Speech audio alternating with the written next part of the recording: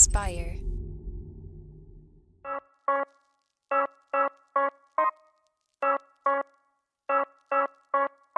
From Spire, I'm Jeff Sarris, And I'm Amara Andrew, and this is Ctrl-F. a show about finding answers.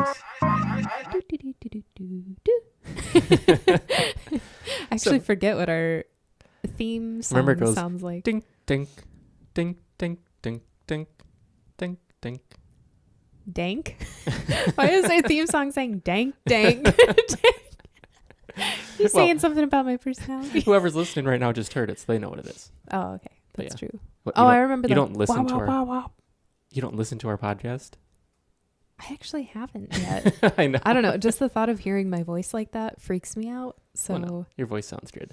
Mm-hmm. Sounds very good. But yeah, it's been this is episode 3, and it were 2 months since we published the first 2 episodes. I can't believe it. It's been I can't believe it's already been 2 months because I had so much I wanted to do in that amount of time, which we've done stuff, but Well, I mean, you've done a lot. Well, yeah, so have you. You've become somewhat of a personality on TikTok, which you didn't even start TikTok last time. Unintentionally, yeah. It sounds like you dropped some nudes. I unintentionally, how you say it, dropped the nudes on TikTok. No, not at all. I just started doing, you were super instrumental in that because I had heard of TikTok a long time ago, and I was like, in a galaxy far, far away. And I was just like, yeah, I don't really think TikTok is for me because I like to dance, but when we're cooking and stuff like that, in the privacy of our own home, or when we're out raging, which is once in a very long while. Anyway, so I was like, I don't think TikTok's for me. But then you brought up doing little mini lessons, and when I was in undergrad or grad school, I would have loved to have had these little mini lessons for what? Well, that's what I'm getting to. Thank you. 60-second art history is my thing. Well, 60-second history in general, but obviously I have 2 degrees in art history, so I might as well put those to use. But I just I love art history. I love all history in general, just because it's so fascinating how all these pieces work together, and this influenced that, and you can't have that without this, and blah, blah, blah, blah, blah, and a bada bing. So I love it. But yeah, so trying to, I'm so used to academia where you have to stretch things out as long as you can and arduously describe things so much. I'm not a very flowery person like that, so that's always been difficult for me. But these little 60-second lessons that I've been doing, I love because I okay, what the hell is the meat of this thing? What is this painting about? As you can see here, the swishing. So yeah, that's what academia would be like. As you can see by this swishing right here, that the artist was very agitated with that brush stroke. And you know why? I hate Why? But why? I both love and hate that. But I also I just get into the meat of it. No, this was made because you thought it looked cool, and that was the end of it. Mm-hmm. But yeah, you're educating and you're doing it in a way that's more... It's a tangent. Well, no, but it's more modern, internet friendly. Yeah, I want art history to be attainable to people because the most, I've gotten so much engagement from people, which I love. And a lot of the comments have been I stopped taking art history classes because it just kind of woohoo, went over my head, or I didn't find it as engaging. And art history historically has been very closed off to anybody and everybody. It's been only wealthy people can go, wealthy white men primarily can go down that path because, I don't know, it can be a little financially unstable historically. But then, yeah, I don't know. I'm going on another tangent. But. Well, no, so there's 60-second art history, and you speak at about 2 to 3x of your normal speaking speed. Yeah, Here, so that is... Give everyone a little taste of your beginning of just saying it off the top of your head. You don't have to do... Oh, no, I have one. Actually. So yesterday I did one. Here, I could actually just play it. Oh, yeah, you could. So let's say just ignore whatever TikTok sound comes up at the beginning of this. But, oh no, I'll do it without.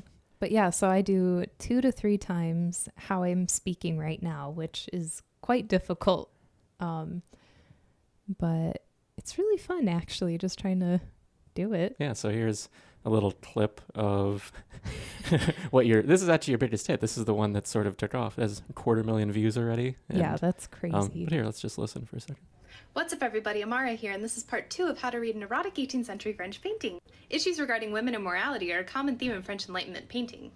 Broken Eggs by Jean-Baptiste Greuze incorporates some of the most common motifs in an allegorical painting of the time. In this painting, we examine the plight of a young peasant girl. You don't who want to has listen? lost her virginity. How do I know she's lost? What's funny is weird. it doesn't sound as fast, does it? No. Because I actually like that speed. Like, even for our podcast right now, like, I suddenly feel like I want to speed up how I'm speaking because I kind of like when it's going fast. When I'm editing these, I'm listening to them in 2x speed, so I can really edit and go quick and go through them. But then when I listen in normal speed, it is so slow, and it's weird.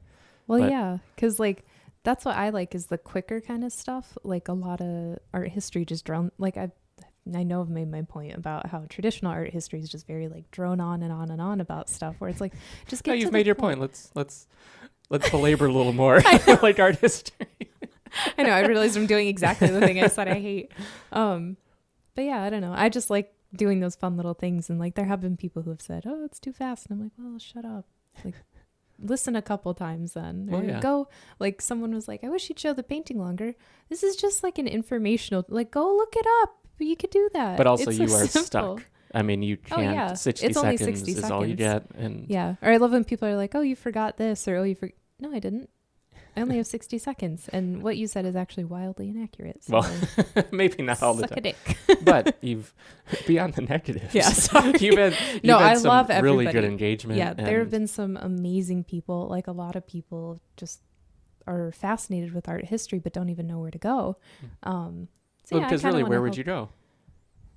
To the mall. Well, Okay, yeah, Robin Sparkles. you can go, like, there are a couple different resources, but like I mentioned before, when I was in school, I was trying to find these resources that made it like more entertaining. Like, granted, I could sit and just read the most boring book ever and still find it fascinating because that's just what kind of person I am.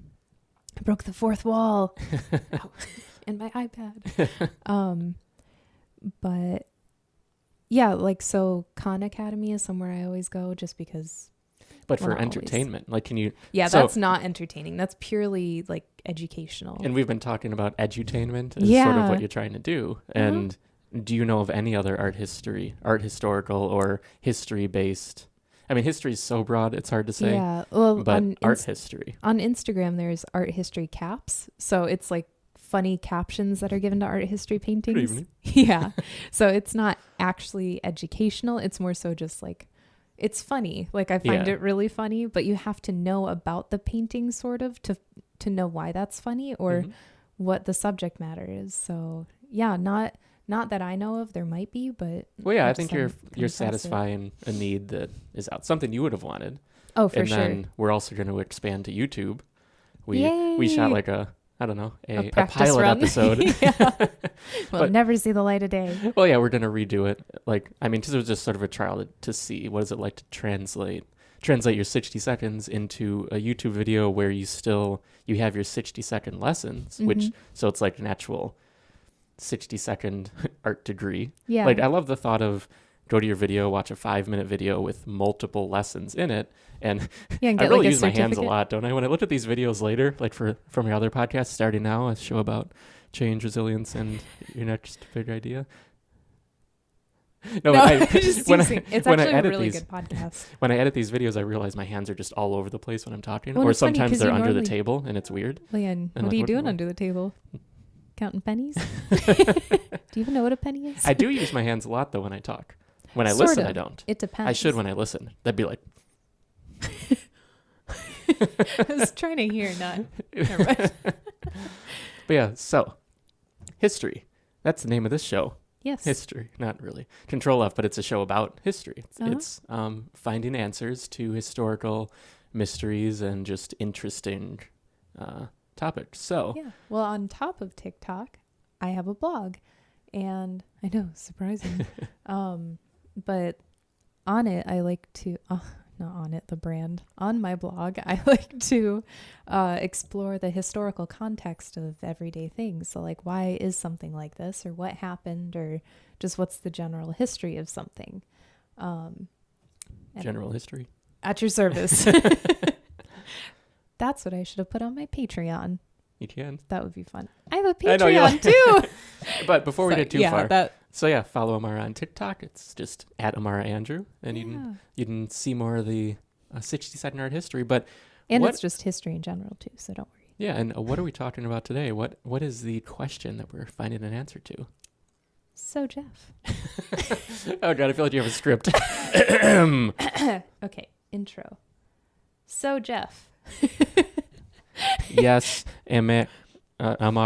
For those who are listening, we're reading off of our iPads like we're being ding dongs. Ooh, I mean, like we're being ding dongs. Just to be clear, I am not reading off my iPads. We were making pretend, though, you say. So anyway, sorry to all of our Eastern European listeners. However, I am Eastern European, so I feel like I can do that. So I mean, Jeff. you're from Arizona. Well, yeah, but No, your lineage. Yeah, my royal lineage.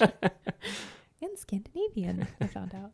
Okay, so have you ever heard a song and you think you've heard it before, but it sounded way different? Like something about it sounded familiar, but you didn't really know what?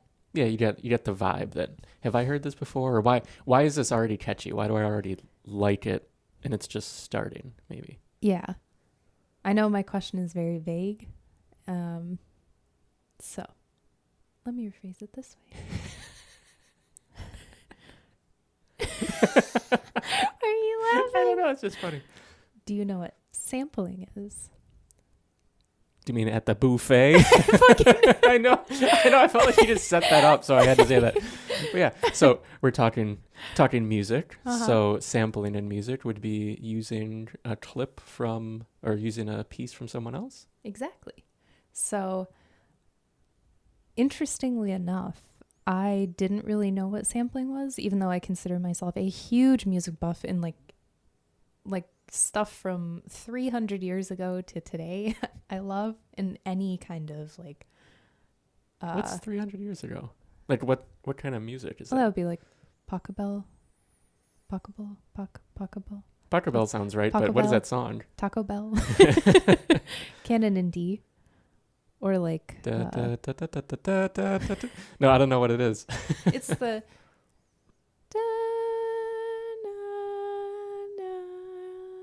Oh wait, isn't that the wedding song? Yeah. Oh, okay. But I don't know. I don't like to classify things, man. But yeah, so like Chopin, which was like 300-ish years ago. Beethoven, Bach, whatever. Mm-hmm. And then like anything to today, and then like reggae music or mento music, punk, German grindcore, whatever the fuck. I love it.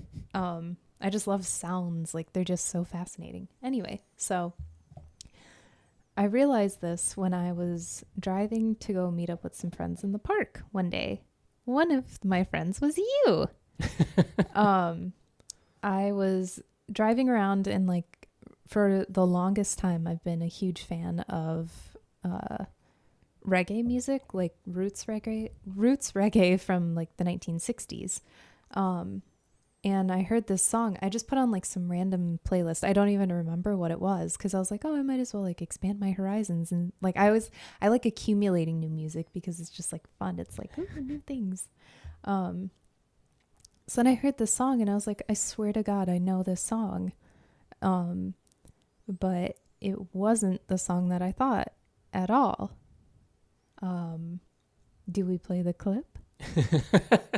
We can, but maybe give a little more context. So what are we talking about here? So I immediately pulled my car over to the side of the road. I was like, I must know. What is this? Tell me. I did pull over because I was that curious. I was like, holy shit. Like I know what this song is, but this is totally different than how I know it. And I wanted to know, like, was this like a collaboration with the artist that I knew who actually made it, or whatever.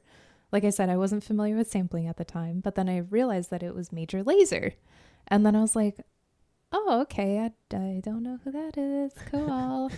So then I like was listening to it and I was like, this is so weird. So I like did a little like side research because I was like, okay, then like what the hell is happening? I don't know if they were like I didn't know what it was, and it wasn't like that big of a mystery, but I wanted to know, hey, like why are they using this music, and does the artist know, and that kind of stuff, because I know sketchy stuff happens in the music industry. And you just found them a few years ago then. I mean, a handful of years ago. Yeah, like 5-ish or something. I think I had heard them and I only say before. because you're a big fan. Like, Yeah, I I'm a feel like huge you've fan always been now. a big fan, so I Yeah. didn't realize that it was sort of a new acquisition. No, it was very new. I mean, it may even have been earlier than you. No, I think it was around the time we met. But yeah, here, let me Yeah. play the. So we're starting at the top of this list here with the first. Yes. sample. So we're starting with the first song, which is Can't Stop Now. So we're going to listen to the intro, maybe like 5 seconds or so. Well, yeah, just for the vibe of what you were hearing. Yeah.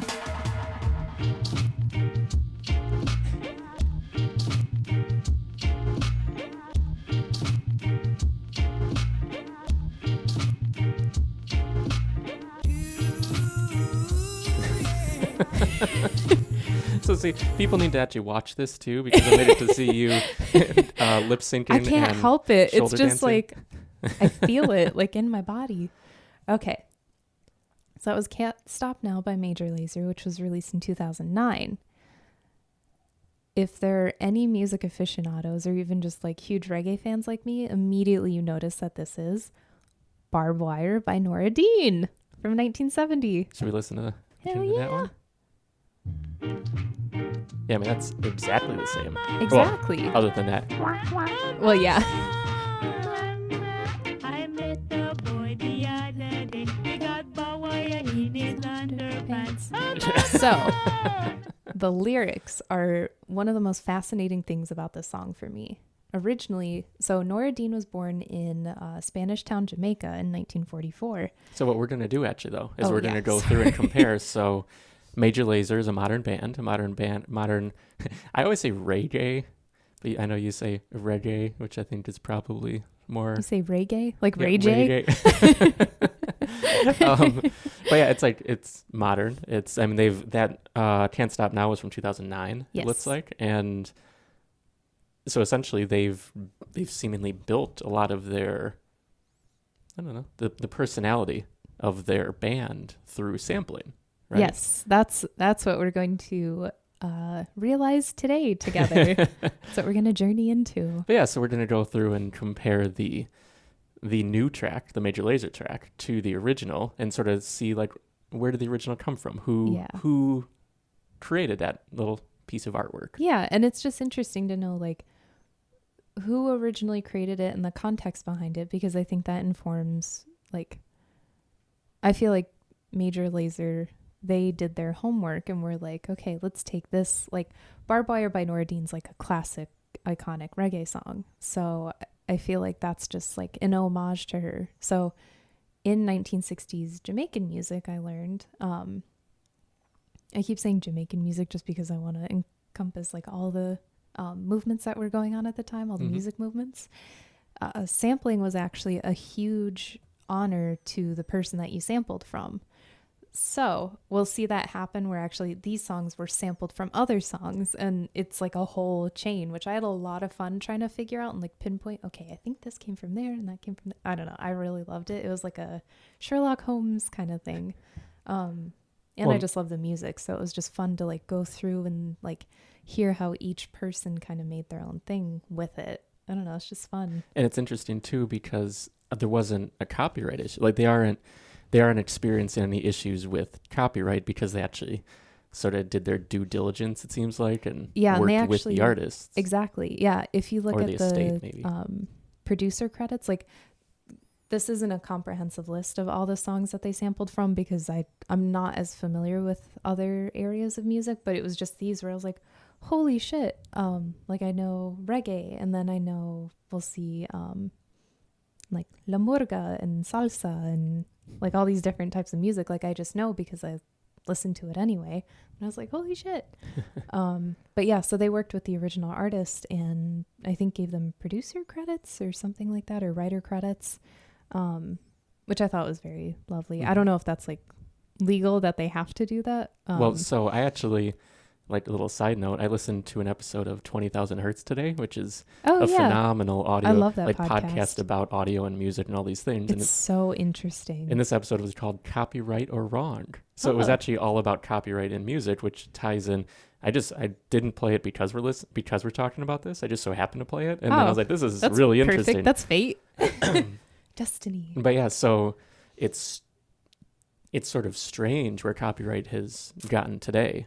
Like, Mhm. I mean, if you're interested, go to, what is it, 20k.org and like just listen to that episode. But it's interesting to see how there's little bits of music that's not even, I mean, you have something that's like a chorus that's very similar, or you have a Mhm. chord progression that's very similar, but there's other copyright issues that like have been brought to court that are very, it feels like it's so loosely connected that it's surprising that sometimes artists actually end up having to give like sort of ownership, like half of the song, to these other estates from past artists. Damn. And just one quick little side note, This Land Is Your Land, Yeah. that was a complete rewrite of lyrics of another song Mm-hmm. around. Oh, okay, so you knew that. Yeah. Which, yeah, I didn't know that, but then later, like down the line, there's a company now that owns the rights to that song. So they Really? litigate, even though the person who wrote it was like, this is for everyone, do whatever you want with it. I have the copyright, I don't care. Yeah. Like I care about the copyright, but the copyright is that I want you to do this. What's that? But now there's a company that's actually litigating against people who are doing things. What you looking up over there? I wanted to say that it was Woody Guthrie that wrote it, but Yeah, that sounds right. okay. Before I said it, I didn't want it to be like, no, it's fucking blah, blah, blah. Okay, it was Woody Guthrie. Yeah. Oh, man, I love Woody Guthrie. Guthrie. But anyway, I just thought that was interesting. No, that's Just- really I fascinating. just so happened to listen today. And, Oh, oh, that's- and the Happy Birthday song Yeah. is free to use now because Really? like a court Oh, case did it went get that through. 100-year mark? It was the result of a court case, I guess. But Oh, you can learn all about that on 20,000 Hertz on the 20,000 Hertz episode, Oh. Copyright or Wrong. I'm gonna listen to that after Yeah. this. That sounds interesting. Okay, well, back to Major Lazer, and Yeah, we're so- in Nora Dean right now. Yeah, so we're at Barbed Wire. So, yeah. Where do I even go? So, I guess I just have like a little biography about her because I found Mhm. it was interesting. Yeah. Well, I guess the main thing, because you can read about her whole bio on my post, which we'll link to in the show notes. But the lyrics, so like I mentioned, the lyrics are really what stood out to me. So, because I was like, barbed wire in his underpants, what is she talking about?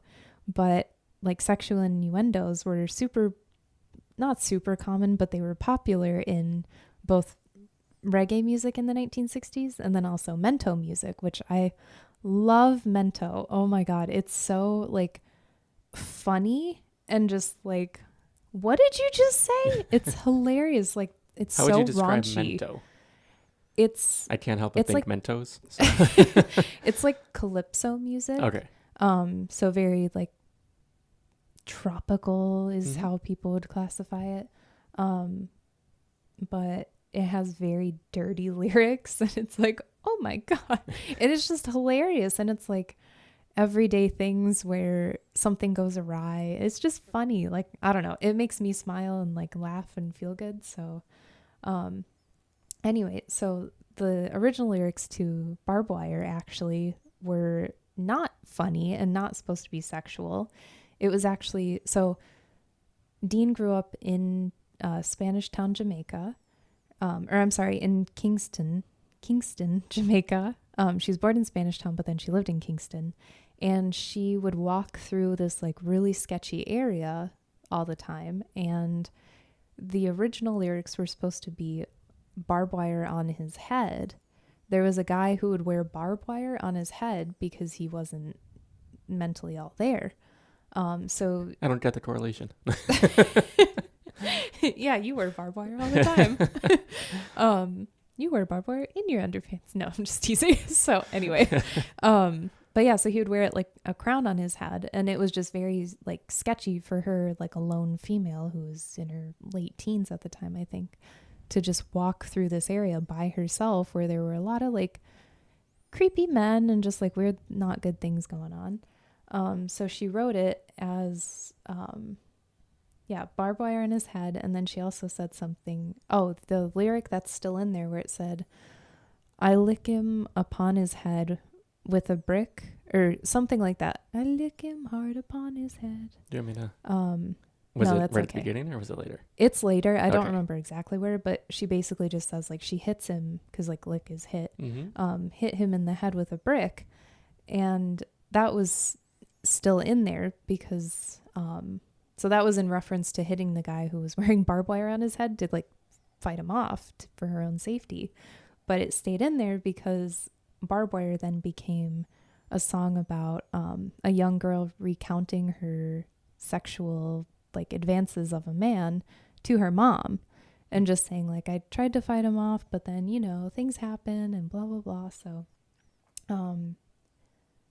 yeah, I just thought that was really interesting, just how the lyrics were changed. And I think she got paid £30 over like a 9-month period. But then the kicker is that Barbed Wire, like I said, is one of the most popular reggae songs, and it sold 13 million copies like to date. But Noradine hasn't like never saw a dime of that money because that's unfortunately a very, very, very common theme for Jamaican artists in the 1960s. And I definitely know throughout all of time, but it's like something that I found in all my research when I was going through all this. Like, I just felt so bad for all these people because like they did all the work pretty much. And then the producers are like, screw you, I'm going to take all your fucking money. So anyway, sorry if you're a producer or whatever. Oh, you're a producer. Sorry. So yeah, I mean, hopefully, is she still alive? Do you know? No, she passed Okay. away in the 2010s, I think. Okay, so I mean, they actually would have sampled her song when she might have still been around. I mean, I wonder. I don't remember. Not that it like makes up for it, but maybe Yeah. that connection did sort of help fulfill that Maybe. like, I don't know, recognition. I mean, recognition for the art, but Yeah, or it actual could monetary go to like compensation. her estate or Mhm. something like that. But yeah, so anyway, but she made a great song. It's just like Yeah. an absolute classic. Well, yeah. Now it's like I feel like I know. Yeah. Well, it just like it happens, and like you read all these stories, and it's just like then these people had to go be a bank teller for the rest of their life or Mhm. something, or just like anything to make ends meet. And it's like, no, you were phenomenal with music. Like, I wish somebody had not been an asshole and let you like encouraged you to keep going and gave you what you deserve, like the money that you deserve. I don't know. Mm. It's just, it's messed up because we could have had some really like amazing, like more amazing music, but Mhm. that's how that goes. So But yeah. anyway. So what's the next song? So the next song uplifting is- story. this one's actually much more uplifting. It's Okay, a cool. very short, sweet story. So I just feel so bad for Noradine and like, yeah, and Sister Nancy, but we'll get there.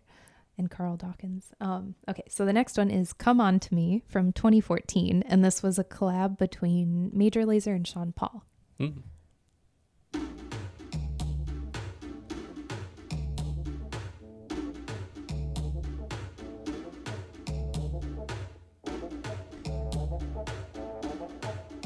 Okay, you can cut it. Okay, so that, they sampled La Murga by Willie Colon, Hector Lavoe, and Yomo Toro. Isn't that crazy? And this song is from 1973. It's just like a different pacing to it. Mm-hmm. Here, wait, I want to play the other one again. So you can hear it in the background. Yeah. Yeah, that's bringing it up right now. Mhm. That's funny. Yeah, so just a little, like, it's subtle, but it's there. Very And subtle. you found that in there, which is kind of funny. Mhm. I love that song, La Murga. Mm-hmm. So La Murga is actually, so people label this as a salsa song, which I also thought it was a salsa song. Sorry, I'm just gonna say salsa. I want to say it properly, but I'm dumb. So La Murga is actually a reference to a Panamanian dance, so which is stylistically similar to dances found in both Argentina and Uruguay, but La Murga is characterized as relying heavily on percussive instruments, and it has a really fast, upbeat tempo. So it's similar to salsa, but also very different with just like how it uses the instruments and stuff like that. But La Murga was debuted in 1952 by a Panamanian trumpeter called Manuel Consuegra Lopez. It sounded very different than this version that was created by Colon and Laveau. And since it was debuted in 1952, it's been a staple at pretty much any large Panamanian gathering, particularly like carnivals and stuff like that. But this song was released in 1971, and it's been a classic ever since. So Nice. yeah, so on to the next song. Sorry, I took way too long in the beginning. No. Okay, so the next song is Jessica. Ruined. So the next song is Jessica from 2013. My bathing suit's drying on the porch. This definitely has like a Like you can hear old it school immediately. vibe. Yeah. You bad Okay, man. that's good. But that was Ezra Koenig from Vampire Weekend, another one of my favorite bands. So now we'll listen to Satisfaction by Carl Dawkins in I feel like you're a 1970. DJ. And now we will listen to And now. we will listen to The Selfish Gene as read by Selfish. Richard Dawkins. No, it's a Satisfaction by Carl Dawkins.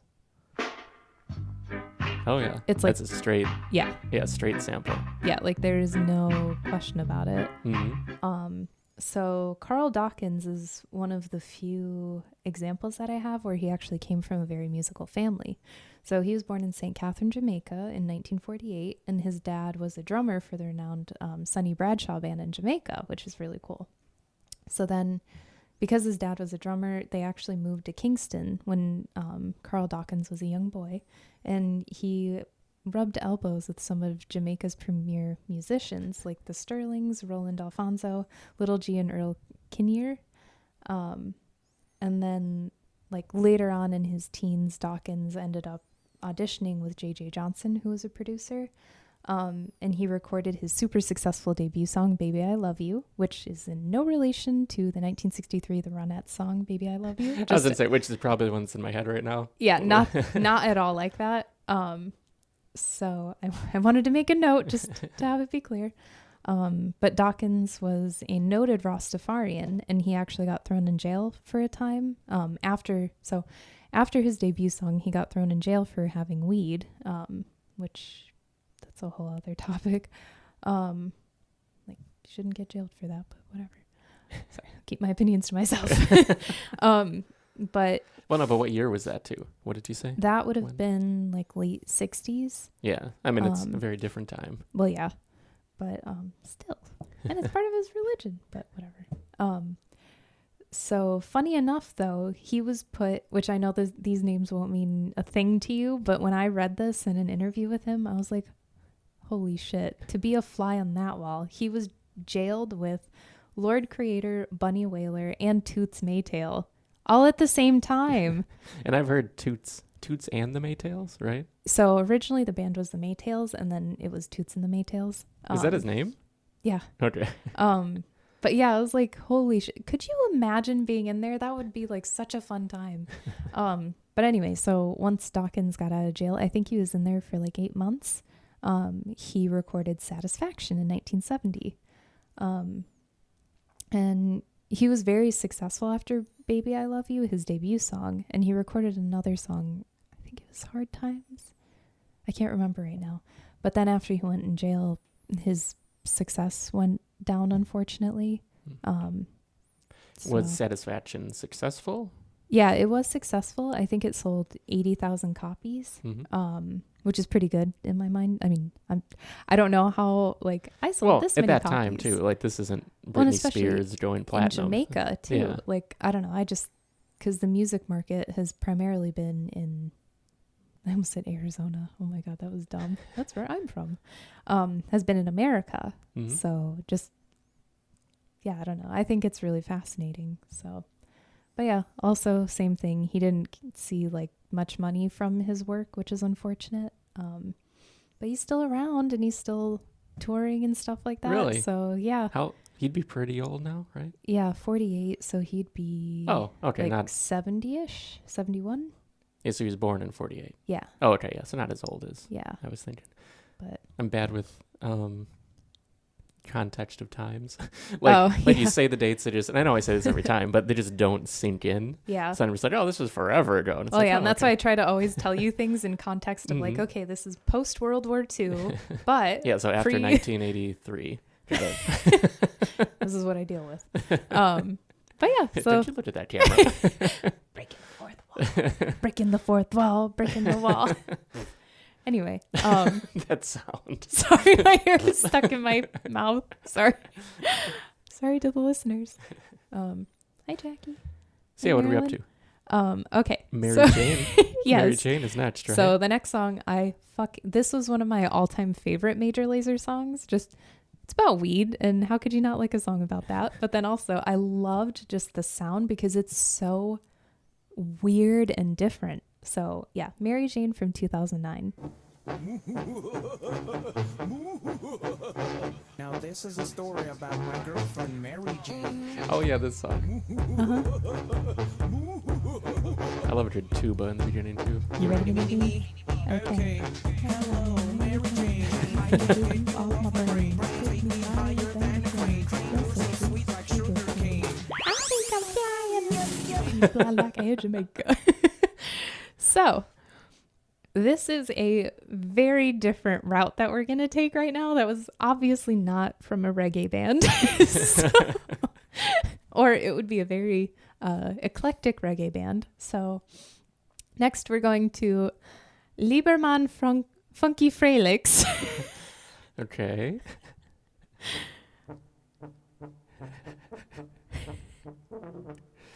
From the Brotherhood of Brass album. Uh-huh.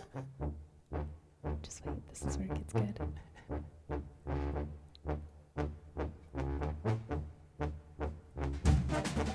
Oh wow. I love the whole album, but this is seriously one of my favorite songs. So wait, that album? You know that? Yeah. You knew that song? Uh-huh.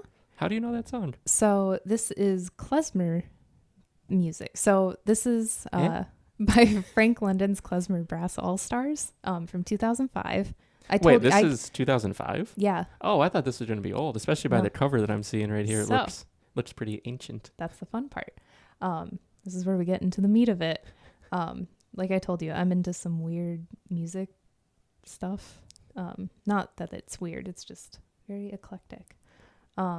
So Frank London is a New York-based trumpeter, and he leads Frank London's Klezmer Brass All-Stars. So klezmer is a genre that it's played at celebratory events like marriages and stuff like that for Ashkenazi Jews. And klezmer is a combination of two Hebrew words, which I didn't know this. I just realized though, sorry. Like we would joke about a tuba playing the Bride's March. Uh-huh. Just how silly that would be, and that's sort of what this is. And I didn't know that this was played at marriages until I did my research, but like I knew of the album. Obviously that's why we're here. But yeah, isn't that funny? I would love this played like at a wedding, just like woo. So klezmer is a combination of two Hebrew words. I'm sorry if I mispronounce these. Kli, meaning tool, utensil, or instrument, and zemer, meaning melody. So together it's kli zemer, which means vessel of music or musical instrument. So Frank London is actually a key member of the Hasidic New Wave. Okay. So they combine elements from like Hasidic musical stylings with like funk and blues and jazz and acid rock and stuff like that. And that's what we were listening to. So then that's not going to be all brass. That turns into some interesting. It gets very interesting. There's Right, I'm gonna zoom forward clarinet a in little bit. there. I love it. It still sounds so old. It's funny. Well, because it is like it's relying on older traditions of music. Yeah. Or not relying, I guess, like taking from older traditions and still like this song is probably the oldest sounding one.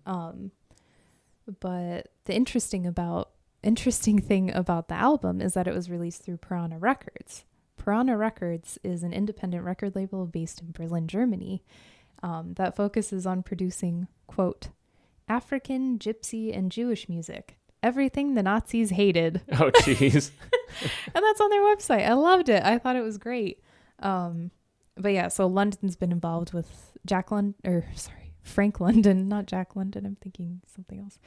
Frank London is involved with a lot of other klezmer bands, like the Klezmatics and stuff like that. So yeah, that was this one. Nice. So next song has a special place in my heart only because of where we first heard it. Yeah, this one is upbeat for sure. This is the one I accidentally clicked on a few minutes ago. So this one is Que Calor.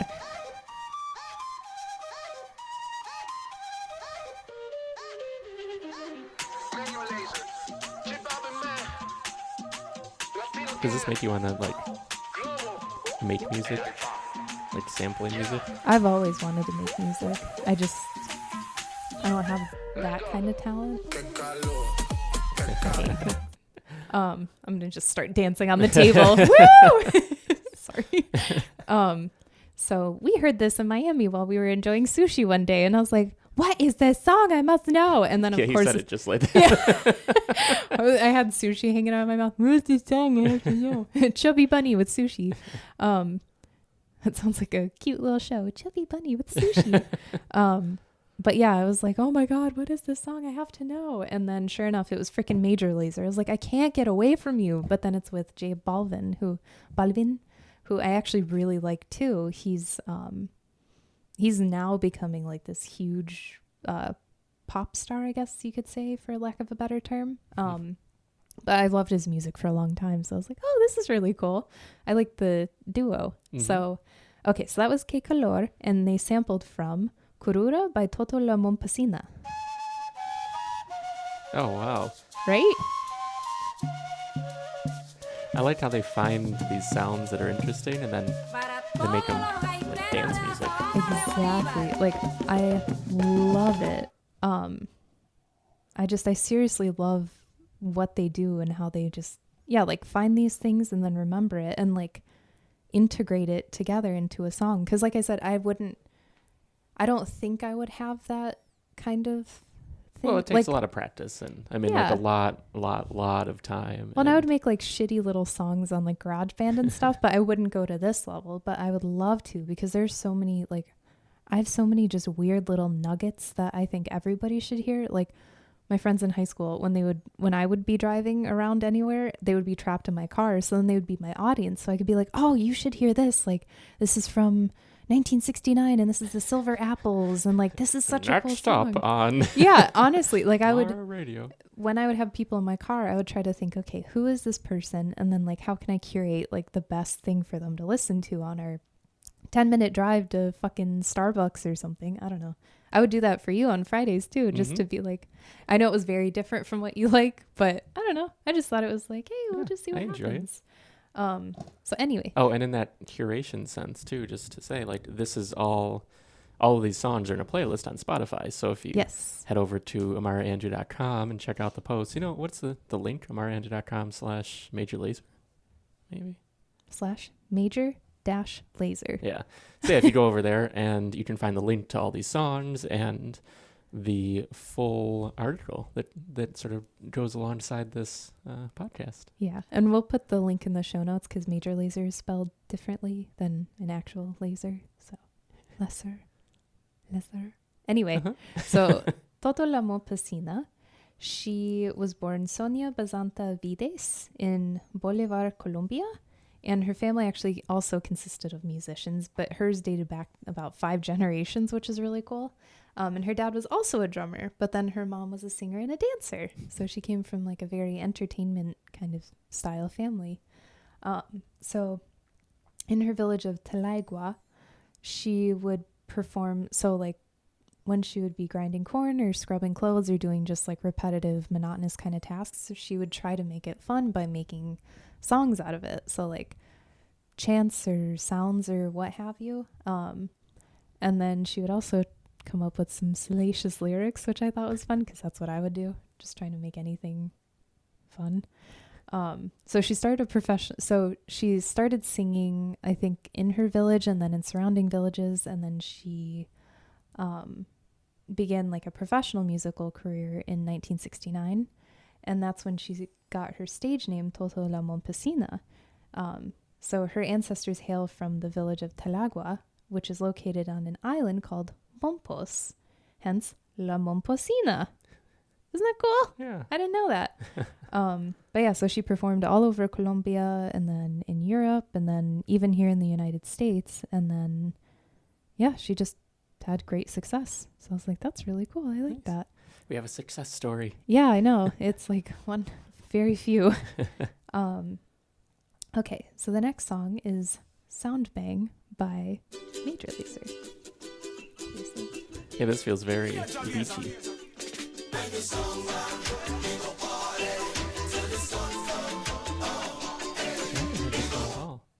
Okay. Yeah, this is the first time I've heard this one. Oh, okay. Yeah. I'm trying to remember. I think that might be enough. Yeah, just play the next one. Okay. I'm just trying to remember if it's at the end where you can really hear it.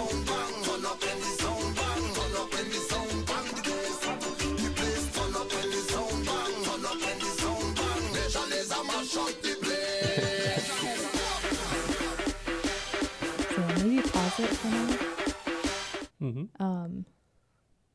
And then play. Okay, so this is Bam Bam by Sister Nancy.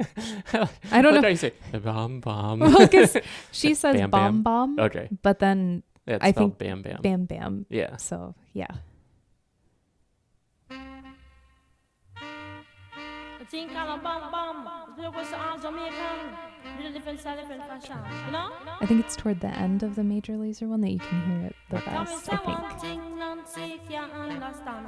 One thing Nancy can't understand. What make them a talk about me ambition? Say what make them a talk about me ambition? Come and say some of them a ask me when me get Yeah, it so from. go Say toward some of the them a end of the other one. Maybe like a minute or something. Oh, and they're saying that's your bomb. Yeah, they take the like. There was one specific part, I don't remember now where, but like you can really, like you can get the gist that it was taken from there. And yeah, they say bum bum. Mm-hmm. So yeah, it's like the essence of it, I guess. Yeah, this one's a little bit of a looser. It's not the more, straight. Yeah, it's more obscure. And sample. I first realized that they said bum bum, and then I was like, oh, that's like the Sister Nancy song. And then you can kind of hear similarities to it, or maybe I was just really high. Anyway, just kidding. But yeah, so this song by Sister Nancy is, I won't even fucking argue with anybody. This is the most sampled song in reggae history ever. Really? Guaranteed. So many motherfuckers have sampled this song, which like that's not bad. It's just like this song is so famous, and I don't know why. Like I like it, but there's just like I have different pulls to other songs, like Desmond Decker songs and stuff like that, like King of the Ska. But yeah, so this is like one of the most famous reggae songs, but she actually sampled hers, which I meant to put this song in the playlist, but I forgot to. But she sampled from the 1966 Maytals. So she sampled from two songs. The first one is the 1966 song by the Maytals called Bam Bam, or Bum Bum. I'm just going to say Bum Bum because that's what everybody else says. And then she also took the main, like, I don't know what you would call it, like the main rhythm. The phrase? Oh, okay. From Stalag 17 by Ansel Collins, which was from 1973. So she released this in 1982. Your year. In my year. Your year. Your year. But yeah, isn't that cool? Nice. So now we're on to the final one. This one I don't have too much to talk about, unfortunately, but you can just really hear the similarities. I'm a big Willie Colon fan. So this is... I jumped into it, sorry. Watch Out for This by Major Lazer. You have to wait a little bit.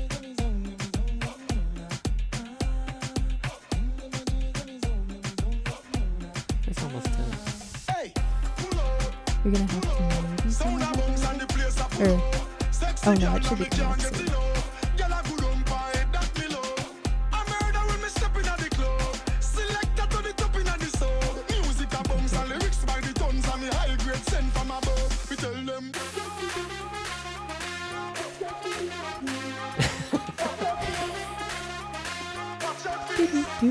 Yes, that's what we call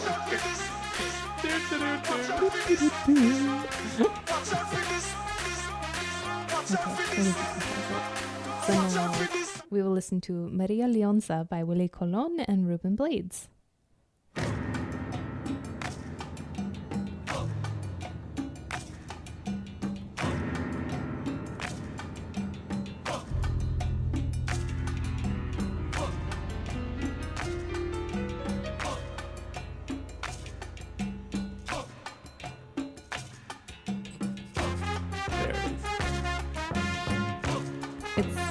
The same. Yeah. I don't know, it's just fun. But yeah, so Maria Leonza is actually a Venezuelan deity. What do you mean deity? Oh, that's an. For a second, I thought that was the artist, and you were saying the Yeah, artist is a Venezuelan deity. deity. Okay, yeah. Aren't we all? But yeah, so apparently the song is about Maria Leonza and the, like, where she came from, where she resides, and then the people that practice Maria Leonza. I actually don't know what you would even say. I had no idea what this song was about until I looked up the lyrics, and then I was like, oh, because like I got bits and pieces about it, and I was like, that's interesting. Okay, she lives in the mountains. Okay, she does what? Because like I have very limited Spanish, but like I can pick up things, like this. But yeah, so she's a deity of female fertility, love, peace, and nature. So yeah, that's all I got. We do have two more songs in this playlist. Are those? Yes. So those were at the end of my blog post, just for fun. So sampling obviously is not only Major Lazer. Like Pitbull is the biggest offender, if you want to call it that. But not even offender. I know. I say because offender really, just for fun. and it really it draws you in quickly. I love it because like I love music history. So when I hear artists, I wish they gave more credit to the people who originally did this and tried to educate people about the music history. But I guess that's what I'm doing. Well, because if anyone ever samples Jason Derulo, we will know for sure because we will hear, what does he say in every song? Jason Derulo. Hashtag branding. Like 50 years from now, it's going to be like, Jason Derulo. JR. We'll be like, holy shit. But yeah, so these last two, so the first one is the Coolie Dance. So we'll play that. So you want the Cordell Burrell version? Yes. Okay.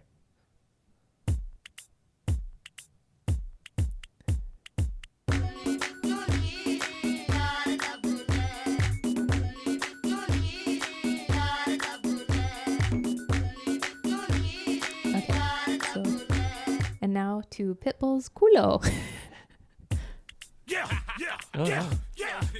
Let's go.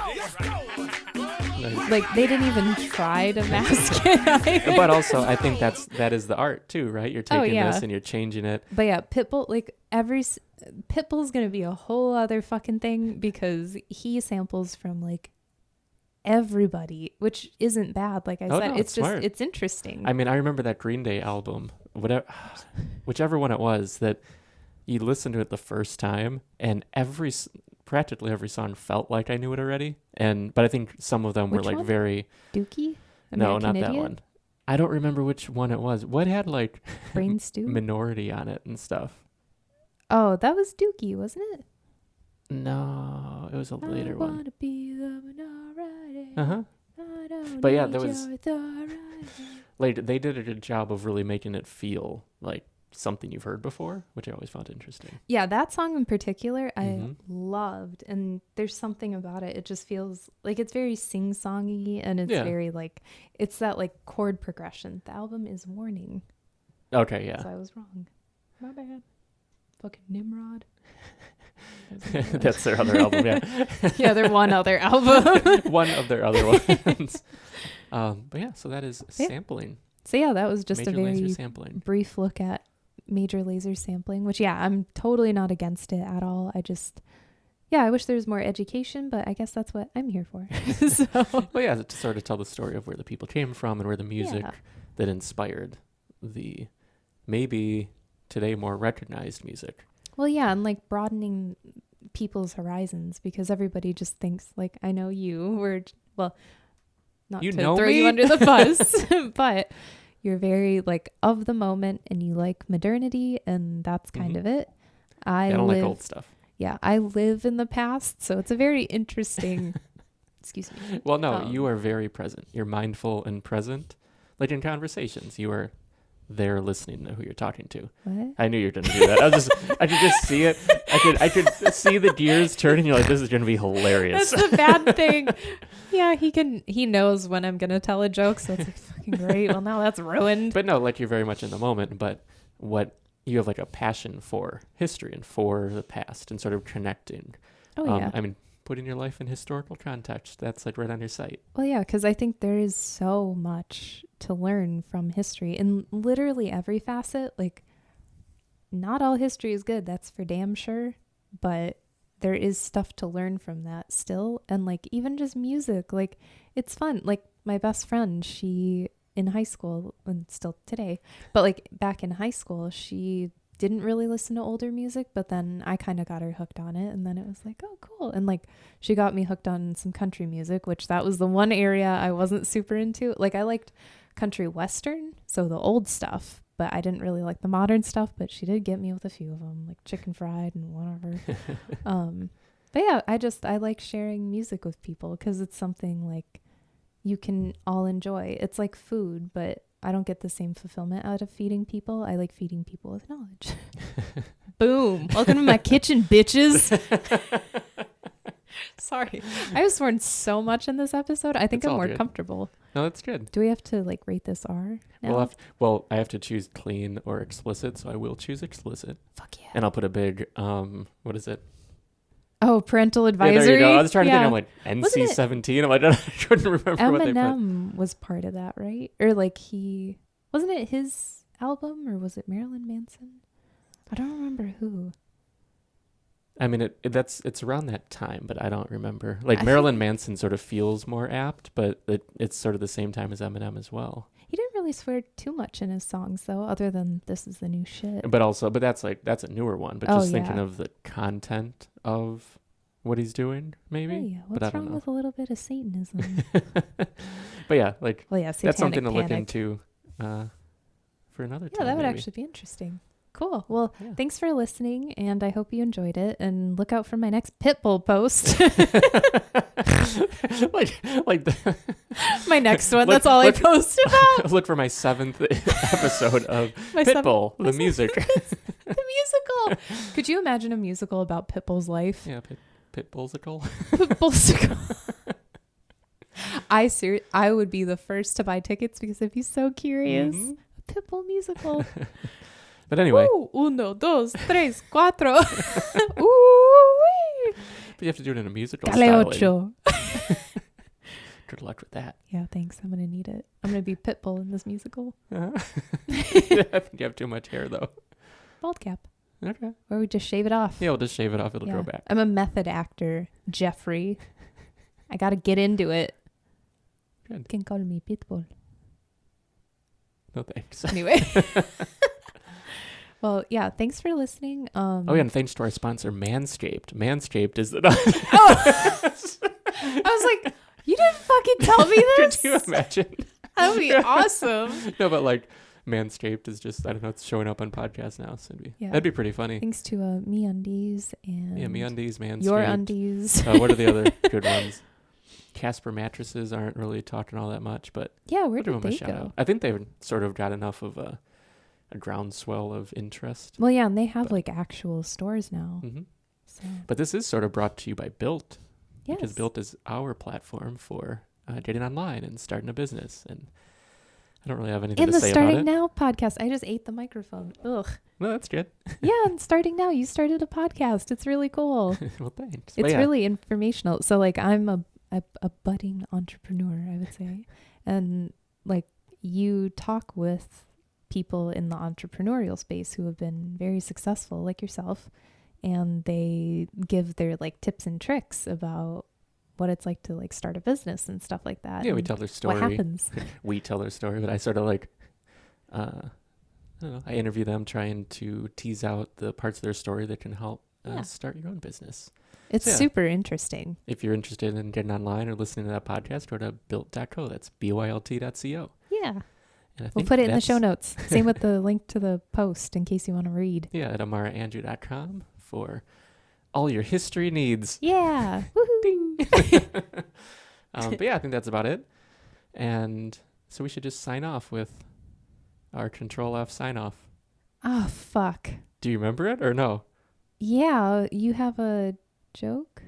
Oh, I forgot about that. No, I'm not prepped with that. I just meant what we've never said in our 2 episodes so far. Thanks. Thank you guys. Well, thanks for listening to Ctrl-F. And as always, Ctrl-F yourself. Oh, God, that's right. I thought it would be so funny. The other night, I was like, I think, wasn't that me? After like a glass of wine, I was like, Ctrl-F yourself. Well, you definitely, I mean, that has been floating around for a little bit, Yeah. but we've never used it. So, Okay. Bye, guys. Go Ctrl-F yourselves. But see, now I feel like I need to actually get you a That little was joke. the perfect sign off. Oh, for fuck's sake. I'm so sorry. He just won't quit. He keeps like looking up stuff. Oh, God, he sees me. Cool. What do you call an apology written in dots and dashes?